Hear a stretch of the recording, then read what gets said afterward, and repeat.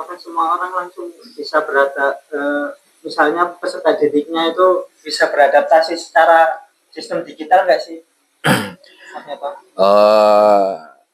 Ya untuk langsung itu kayaknya ya tidak semua, tapi ada beberapa orang yang di situ memang butuh penyesuaian. Ya mungkin latar belakangnya orang tersebut mungkin baru pertama kali megang komputer apa gimana. Tapi secara umum memang ilmu komputer kan ilmu yang ya terlihat lah mudah untuk belajar. Siapapun itu bisa. Walaupun kasarnya orang ngomong itu orang bodoh aja bisa. Yang penting ada niat. Nah, itu. Sekarang ke Mas Muntako, apa sih tantangan terbesar dalam usaha ternak jangkrik selama ini? Jadi dalam setiap apapun yang kita jalani dengan berbagai macam profesi itu sudah pasti ada yang namanya tantangan atau kendala.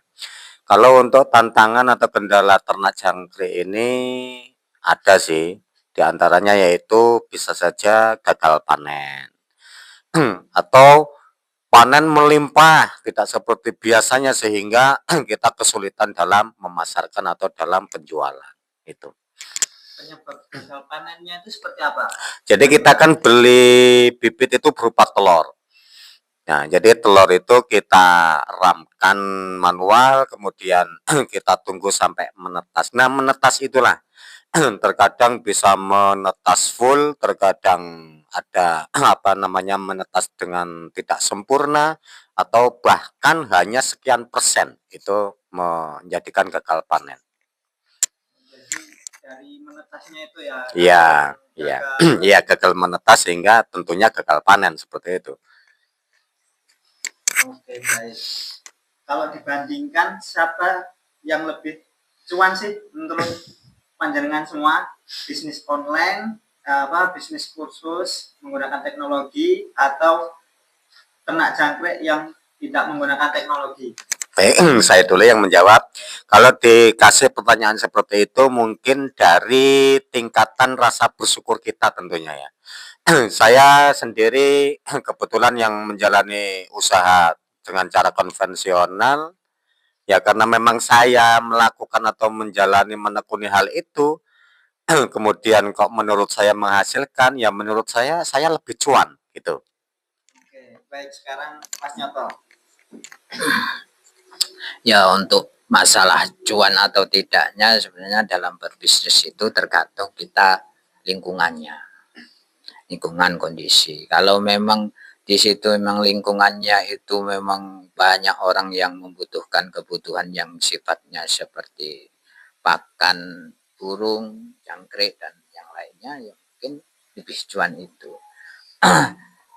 Kalau memang lingkungannya itu sifatnya itu memang membutuhkan teknologi, sangat membutuhkan teknologi, yaitu mungkin yang bisnis teknologi itu lebih menjanjikan. Tapi yang namanya bisnis itu entah teknologi, entah konvensional, itu kalau ditekuni dengan baik, insya Allah dapat membantu kita.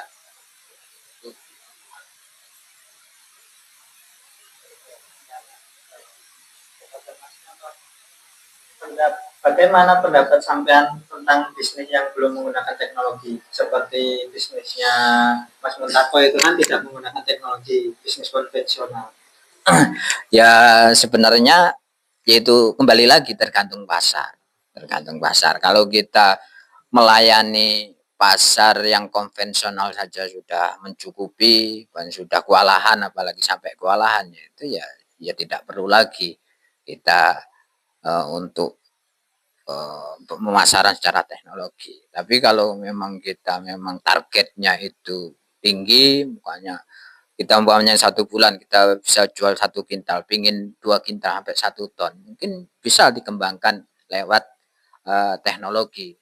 Mungkin di online kan, apa gimana, yaitu juga tergantung kemampuan kita. Maksudnya namanya bisnis juga kita harus siap. Kita terlanjur online, ternyata permintaan banyak, kita produksinya tidak mampu. Itu akan membuat nama bisnis kita maka jelek.